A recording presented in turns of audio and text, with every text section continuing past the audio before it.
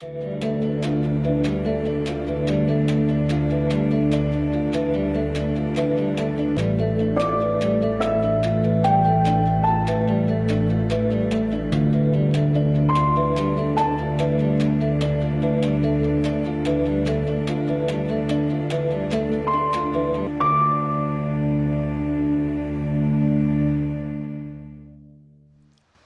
umaga ng Sabado, ika-28 ng Setyembre taong 1901, habang nasa kalagitnaan ng pag-aalmusal ang 78 Amerikanong sundalo, isang malakas na sigaw ang narinig na sinundan ng pagkalembang ng kampana ng simbahan.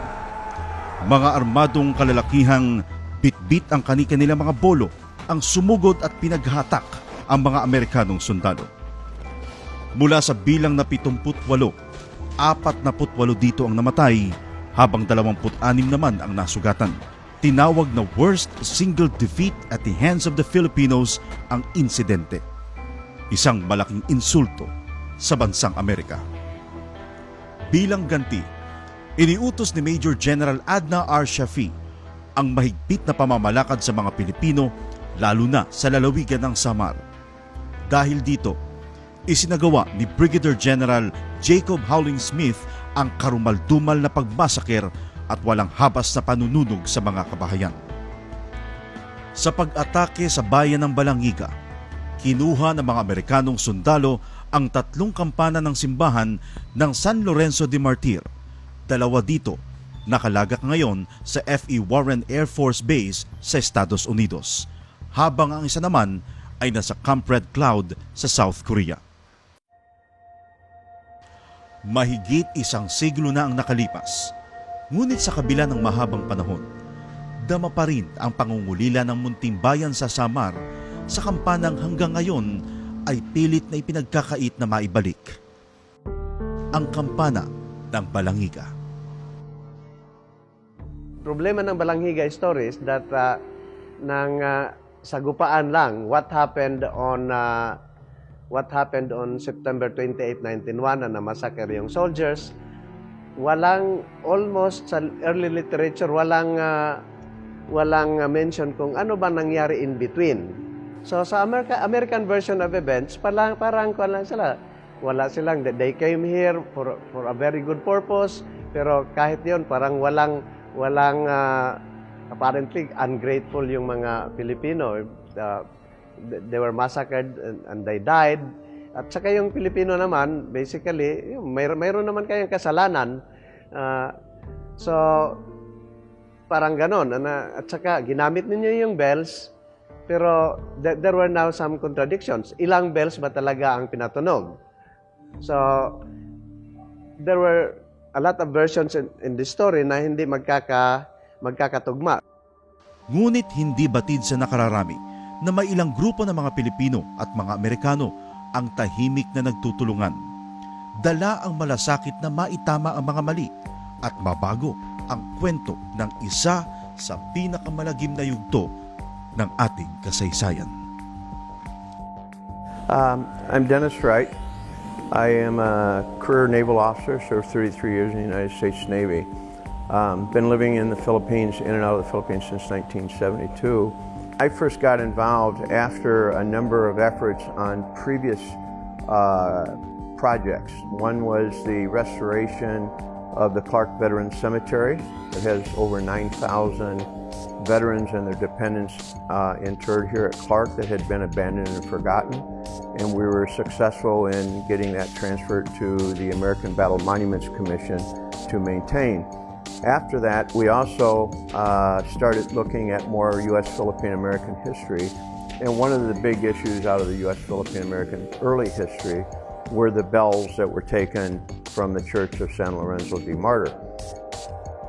Ang kampana ng simbahang San Lorenzo de Martir, o mas kilala bilang Balangiga Bell, ay ilan lamang sa mga kampanang kinuha ng mga Amerikanong sundalo noong kainitan ng Philippine-American War dahil sa tinutunaw ito ng mga gerilyang Pilipino para gawing bala sa kanilang pakikidigma. Isa na nga rito ang kampana ng San Pedro Bell na natagpuan sa US Military Academy sa West Point, USA, na ngayon ay naibalik na sa dati nitong parokya ang Church of Saints Peter and Paul sa bayan ng Bawan, La Union. The San Pedro bell was not known. The church was not aware the bell existed. The city of Bawang La Union did not know the bell existed. It was just lost to history. During our research, we had identified, especially through Dan McKinnon's efforts, that there was a bell at the U.S. Military Academy at West Point that came from the Philippines. So Dan was able to get the inscription off the bells, and we were able to locate where they came from. I went in and just did simple Google searches on some of the things on there and found out that, well, Bawang La Union, that was not La Union, but Bawang was on.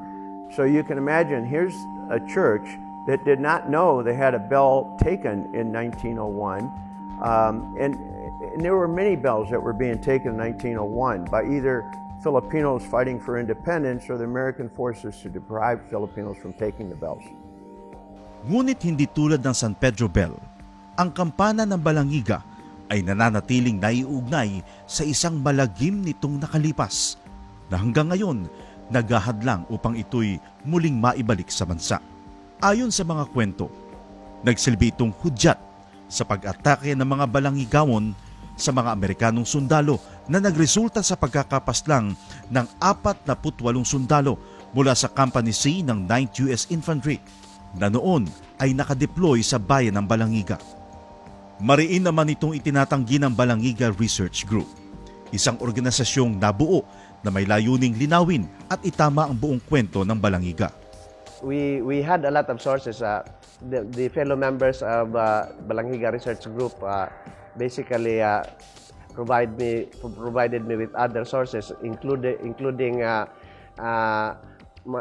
materials that were taken from the National Archives, U.S. National Archives in Maryland, and Jean Wall also had her own family archives sa kanyang tatay ni Private Gamlin. And I also had a comprehensive account of accounts ng Filipino side.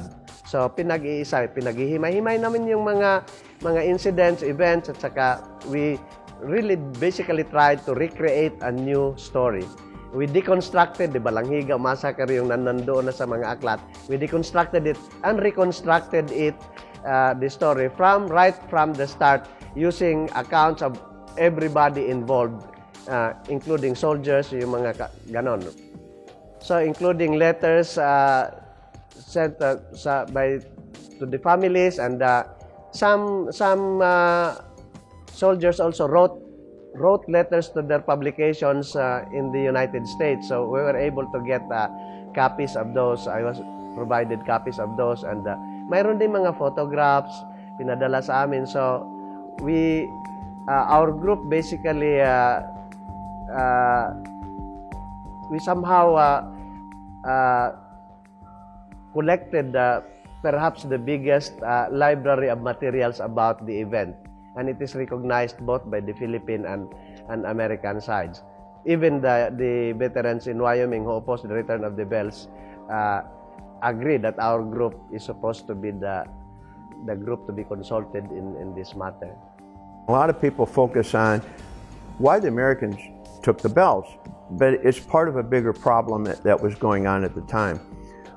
During the period of time of the Philippine-American War, or the Filipinos fighting for independence, initially from Spain and then from the U.S., the Filipinos were taking church bells, sometimes with the consent of the pastor, but sometimes not.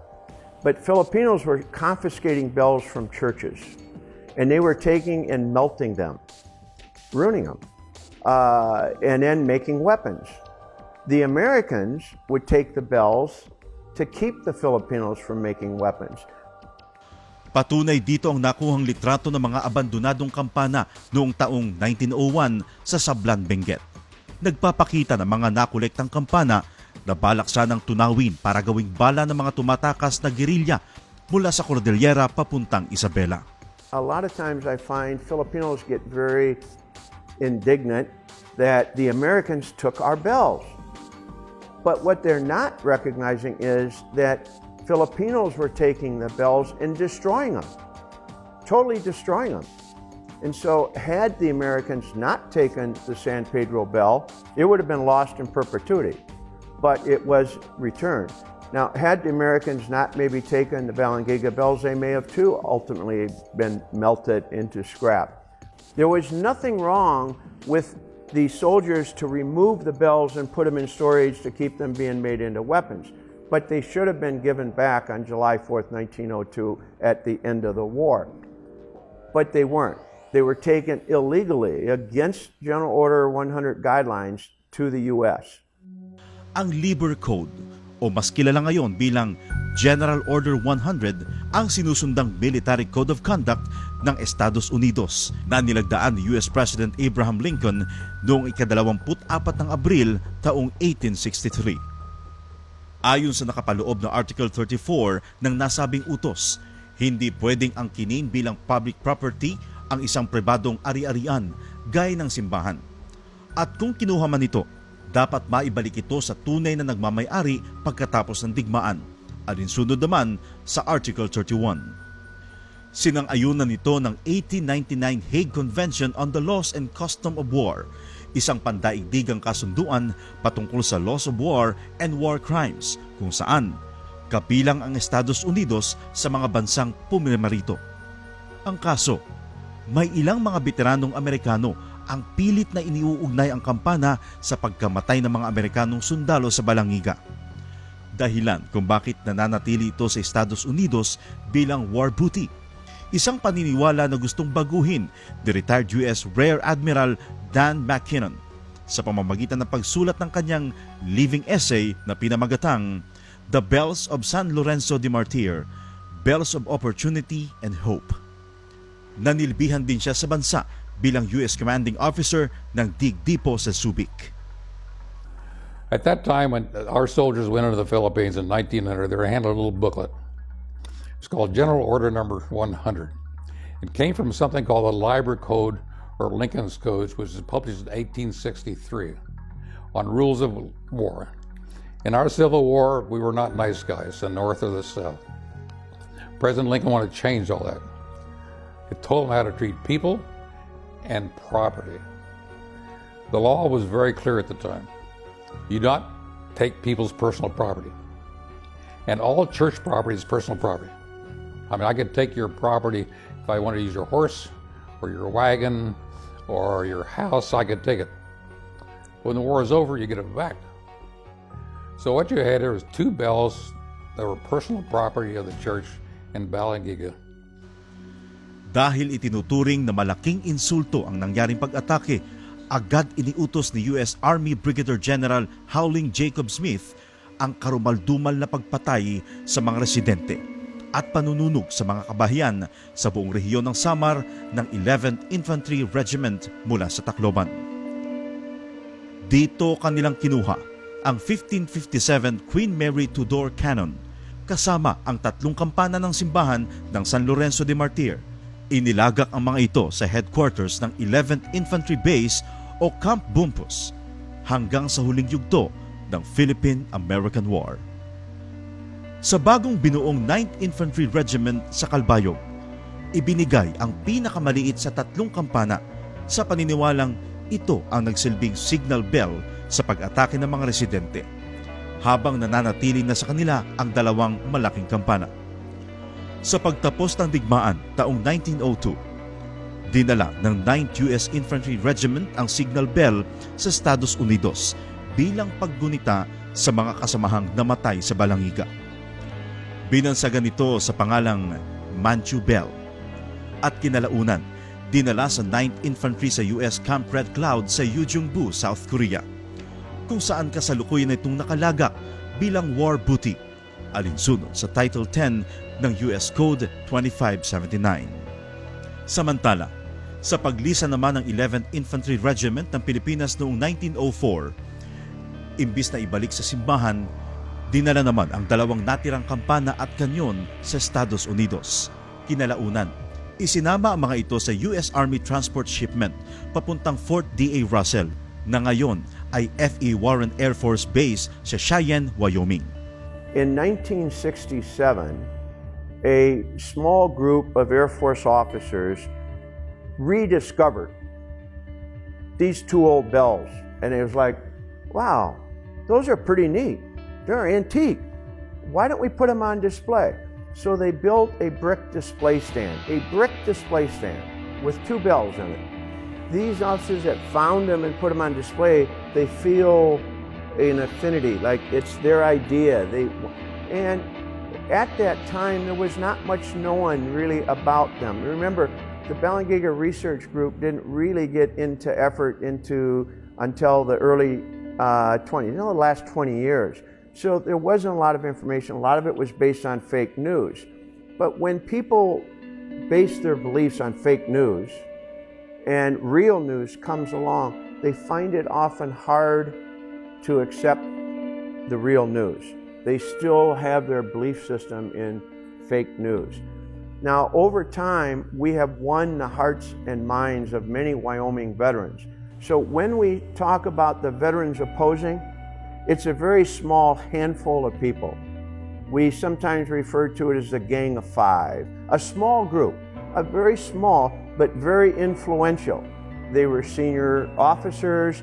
They're active in the Elks and the Kiwanis and the Rotary and the local civic and government groups.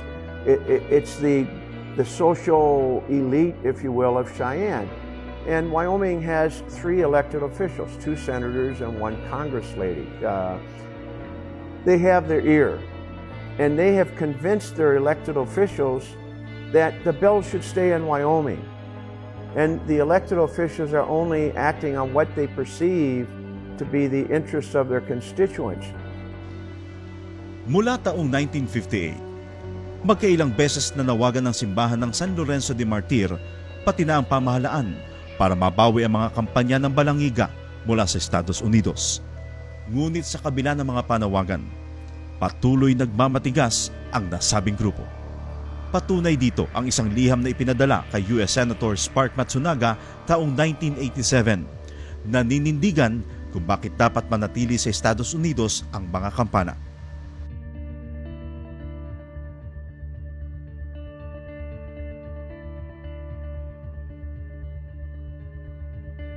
Isa na nga sa mga tumangkang bawiin ng kampana ang nooy Secretary of National Defense Fidel V. Ramos taong 1990, kung saan nakipagpulong ito kay U.S. Secretary of Defense Dick Cheney na dating congressman ng Wyoming.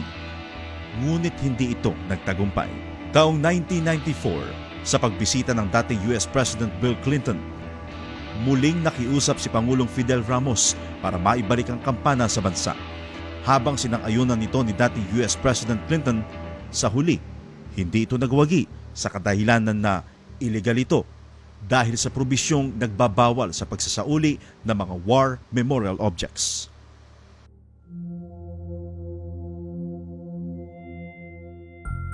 The Wyoming delegation, about 20 years ago, enabled provisions into a very large U.S. law known as the National Defense Authorization Act. So the National Defense Authorization Act is a law of thousands of pages.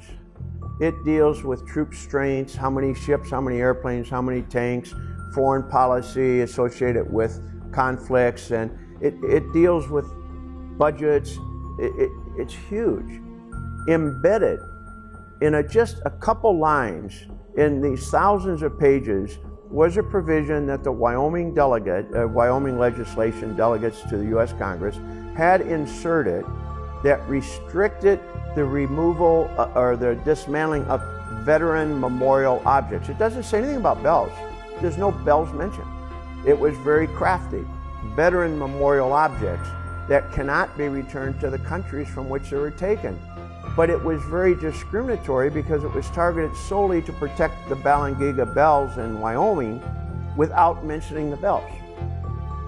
Ika-30 ng Setyembre taong 2017, nawalan na ng bisa ang batas na sumasaklaw dito at papalitan ng bagong National Defense Authorization 2018. There's a new law, National Defense Authorization Act 2018, that would normally succeed it. That has not been totally cleared by both the House and the Senate and has been submitted to be the new law. So we have been working to get the provisions removed from National Defense Authorization 2017 from the NDA 2018. We were successful in based this group in Washington, D.C., U.S.-Philippine Society, Squire Patton Boggs, led by law firm, led by former U.S. Ambassador to the Philippines Frank Wisner, Admiral Dan McKinnon, Mr. Henry Howard, another founding board director of the U.S.-Philippine Society, John Maisto and Hank Hendrickson, the leaders of our U.S.-Philippine Society, all very actively working Capitol Hill to remove the language. They were successful in getting that language removed from the Senate version. On the House version, language continued. I'm Hank Hendrickson. I'm the Executive Director of the U.S.-Philippine Society in Washington, D.C. The Society is a binational, non-political, independent organization that aims to promote awareness of today's Philippines among key American audiences. We also have an interest in strengthening relations between the United States and the Philippines. The U.S.-Philippine Society was involved in a couple of ways. There are several directors of the U.S.-Philippine Society who were personally interested in seeing if there's a path toward the return of the bells, but also we had a memorandum of agreement with some firms, law firms here, that provided pro bono legal service, researching the legal restrictions that previously existed on the return of the bells, and working to help set up appointments where we could reach people on Capitol Hill who were working on that legislation. It's very interesting that, and I credit Society Director and former Ambassador Frank Wisner for his role in ensuring that the U.S.-Philippine Society became the institutional basis for working on the return of the bells of Balangiga. Isa rin sa aktibong nakipagtulungan ang Amerikanong dating high school exchange student sa Ateneo de Cagayan, Xavier University. My name is Henry Howard, and I first went to the Philippines from my birthplace of Baltimore, Maryland in 1974. As an AFS exchange student, I attended my last year of high school at Ateneo de Cagayan, Xavier University High School in Cagayan de Oro, where I learned to speak Cebuano perfectly. This year, I'm very proud to say that due to our lobbying efforts, and the lobbying efforts were undertaken by me, by former Ambassador Frank Wisner, by former U.S. Navy Captain Dennis Wright, and former U.S. Navy Admiral Dan McKinnon, as well as a support staff of others. We were able to change the law, the National Defense Appropriations Act, and expressly change it so that the bells could be returned once the Secretary of Defense signs a certificate, and some provision is made to build some type of memorial to replace the bells in Wyoming. I volunteered to make duplicates of the bells and give them to the individuals in Wyoming that have been the proponents of keeping the bells. And despite the fact that we inserted language in the NDAA, which won the battle against those individuals in Wyoming, we will still provide them the duplicate bells as a gesture of goodwill, because there is no conflict between the United States and the Philippines in any way, shape, or form, and we want to keep it that way. Bago pa man maganap ito, nanawagan na si Pangulong Rodrigo Roa Duterte sa Estados Unidos para ibalik ang kampana ng Balangiga sa kanyang ikalawang State of the Nation Address sa Batasan. Give us back those Balangiga bells. They are ours. They belong to the Philippines. They are part of our national heritage.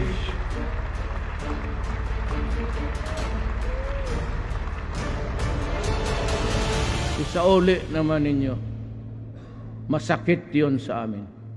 So totally surprised when President Duterte raised it. But I'm thankful he did, because it added a degree of importance to the issue.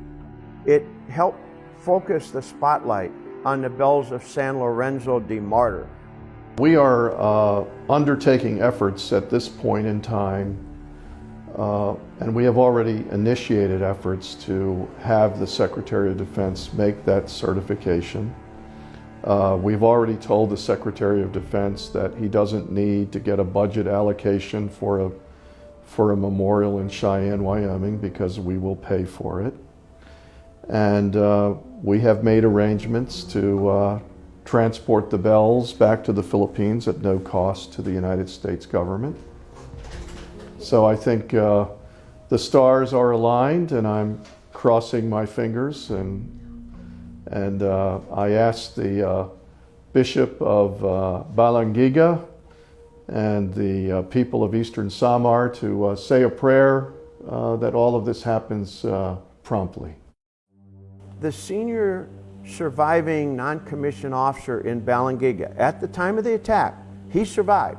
His name was Sergeant Frank Betron. One would think if he had a lot of animosity or acrimony he held towards Filipinos or hatred, that in 1902, 9 months later, when he got out of the U.S. Army, he would have run right back to the U.S. But what did he do? He got a job as a civilian quartermaster here in the Philippines. He married a Filipina, raised a very large family with 47 grandkids. He passes away in 1916, 15 years later, and he's buried at Clark. He forgave, and he was involved. He witnessed it. Jean Wall, the daughter of Private Adolph Gamlin, a survivor. He was the individual who was initially attacked during the attack, that started the whole attack. She's still living. In her heart, she wants the bells to go back. And then there's Samantha Hoffman. Samantha Hoffman is a cousin of one of the fatalities, of one of the soldiers, Private Robert Booth, who died in the encounter. His cousin is living today in Michigan. She wants the bells to go back. If people who were actually involved in the encounter want the bells to go back, survivors, daughters of a survivor, relatives of a fatality, they were there. They want the bells to go home. Why would some Minuteman missile-based Air Force officer argue to keep the bells? He's never been to Balangiga. There were no Wyoming veterans that were in the encounter. There were no Wyoming veterans in Balangiga. It makes no sense. That's what's so baffling about this. So my message to the veterans in Wyoming, first of all, they're on board. To that small minority group in Cheyenne, do the right thing and return the bells. That's my message. Ika-10 ng buwan ng Agosto taong 2018, sa araw mismo ng paggunita sa pista ni San Lorenzo de Martir, nilagdaan ni United States Secretary of Defense Jim Mattis ang dokumento na nag-uutos na maibalik ang kampana ng Balangiga sa simbahan ng San Lorenzo de Martir sa bayan ng Balangiga, Eastern Samar.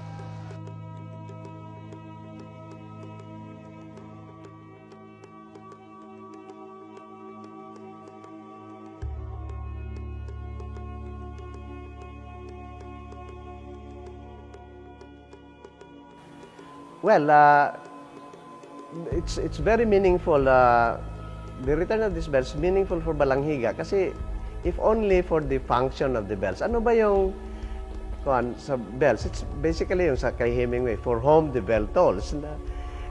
Bells are not basically for war. They are for kung may namatay, for may isinilang, may ikinasal. So basically, church bells are in fact the soul of a community. And they should be be returned where they belong. Mahigit isang siglo na ang lumipas. Matagal nang natapos ang digmaan. Naging masakit man ang mga naging tagpo sa Balangiga. Hindi man ito mababago ang nakaraan. Mapapawi naman ito ang lungkot at pangungulila sa pagbabalik ng kampanang naging tiping saksi sa kabayanihan at trahedya ng mga mamamayan sa bayan ng Balangiga. History reminds us that all wars end. In returning the bells of Balangiga to our ally and our friend, the Philippines, we pick up our generation's responsibility to deepen the respect between our peoples. To those who fear that we lose something by returning the bells, please hear me when I say that bells mark time, but courage is timeless.